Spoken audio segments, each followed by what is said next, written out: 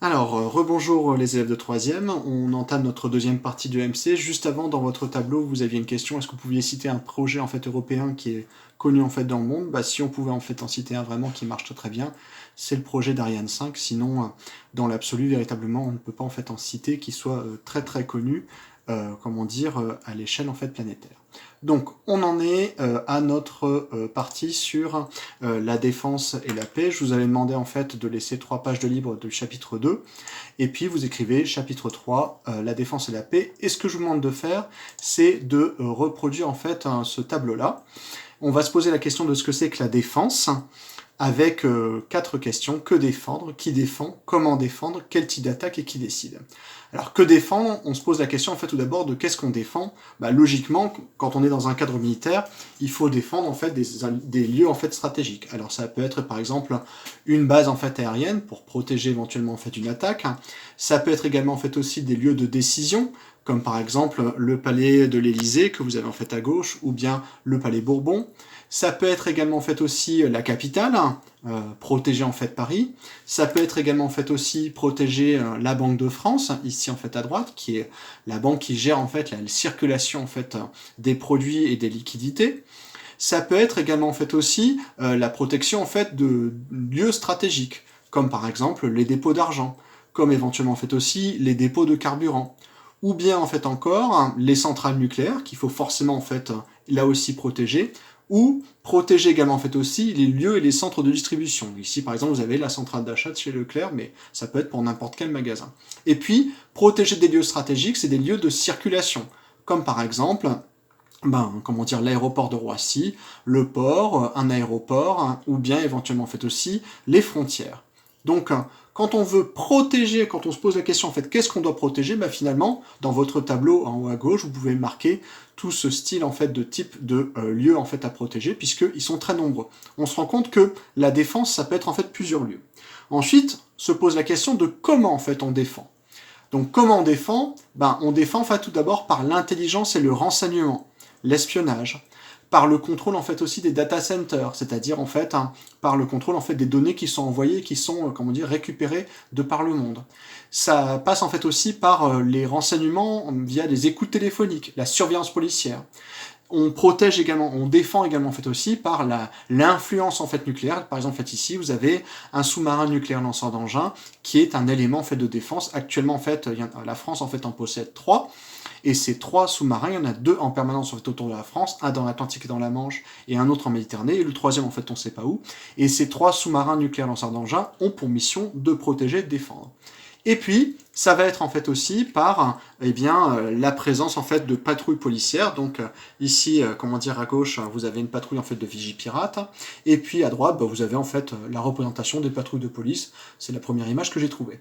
Donc, si on devait en fait expliquer par quels moyens on protège et par quels moyens en fait on défend, ça serait par l'intelligence, les armes nucléaires, la diplomatie. Donc je vous laisse en fait compléter dans cette partie-là, dans comment défendre. Ensuite se pose la question du type d'attaque. Alors les types d'attaques qu'il peut y avoir, elles sont nombreuses.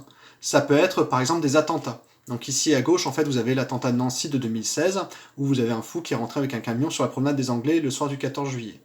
Où vous avez en fait aussi des invasions. Alors ça c'est pas eu le cas en fait en France, mais par exemple en fait en 2011, en 2014 pardon, en fait en Crimée, qu'est-ce qui s'est passé? La Crimée a possédé en fait l'Ukraine et la Russie en fait a envahi la Crimée et depuis, les troupes russes occupent en fait la Crimée. Ça peut être également en fait aussi des crises économiques. Donc là, c'est le cas en fait du coronavirus en fait actuellement, où les bourses en fait ont littéralement plongé à cause en fait, de la crise économique, et donc c'est une forme en fait d'attaque. Ça peut être en fait aussi ce qu'on appelle des cyberattaques, comme par exemple en fait il y a quelques années la chaîne TV5 Monde qui avait été totalement piratée, écran noir, par un groupe d'activistes et de hackers russes. Ça peut être également en fait aussi par des attaques bactériologiques en fait ou chimiques. Donc là ici en fait on est au Japon en 1995, une secte qui s'appelle en fait la secte Aoun, avec son leader qui est en bas à gauche, en fait empoisonne en fait des stations en fait de métro à Tokyo, et ça fait plusieurs dizaines de morts. Et puis ça peut être en fait aussi des pénuries, alors pénurie en fait de blé, pénurie de nourriture, pénurie en fait de carburant, qui font que c'est une forme en fait d'attaque en fait aussi. Donc tout ça, ça doit être sécurisé. Je vous laisse en fait compléter en fait dans le tableau les différents moyens, les différentes attaques qu'il peut y avoir. Et puis ensuite se pose la question de qui est chargé de cette défense. Alors cette défense, elle est d'abord en fait l'apanage en fait des militaires. Vous avez les opérations Vigipirate qui sont présentes un petit peu partout. Vous avez également en fait aussi les réservistes. Donc les réservistes en fait ce sont des gens qui ont un métier en fait dans le civil, mais qui vont en fait aussi, excusez-moi, avoir en fait aussi des missions de réservistes en fait de gendarmerie ou de la police nationale ou bien de l'armée à certains moments de l'année. Vous avez également en fait aussi la sécurité civile qui, comment dire, va s'occuper en fait des missions de secours en fait à la population, et puis les pompiers. Donc on voit en fait que c'est tout le monde, mais ça peut être en fait aussi beaucoup plus en fait de gens. Et finalement, dans tout ce domaine-là, on peut se dire que c'est l'ensemble en fait des citoyens qui s'occupent en fait de ça. Les pompiers, l'armée, la police, la gendarmerie, mais aussi l'ensemble des citoyens. Nous, de façon en fait classique, on est obligé d'être vigilant. C'est les barrières en fait de Vigipirate. Pardon. C'est les barrières de Vigipirate. C'est également en fait aussi comment dire, la vigilance qu'on vous demande en fait d'avoir aux abords des écoles, et c'est un boulot en fait qui est du principe de l'ensemble des citoyens. Ensuite, se pose la question de qui est-ce qui décide. Alors, c'est ce tableau-ci, donc qui est-ce qui décide? Eh bien, finalement, ça va être en fait des personnes en fait qui décident, c'est le président, le Premier ministre, l'état-major et le ministère de la Défense. Donc pour ça, je vous renvoie en fait à votre livre, à la page, 392, et vous avez un schéma qui explique en fait ici quels sont les pouvoirs d'action en fait, du président de la République, qui est le chef des armées, du Premier ministre et du gouvernement qui s'occupe en fait de la répartition militaire des moyens militaires et qui engage en fait la politique de défense, ainsi que le Parlement qui contrôle cette action en fait de défense. Je vous laisserai lire en fait le document 2 et 3 de cette page-là, page 392, pour connaître en fait le cheminement en fait de tout ça. Et donc, si on revient à ce tableau-là, à la fin, qu'est-ce qu'il faut en fait en déduire? C'est que cette défense, finalement, elle est globale. Et c'est ce que je vous demande en fait d'écrire en fait ici.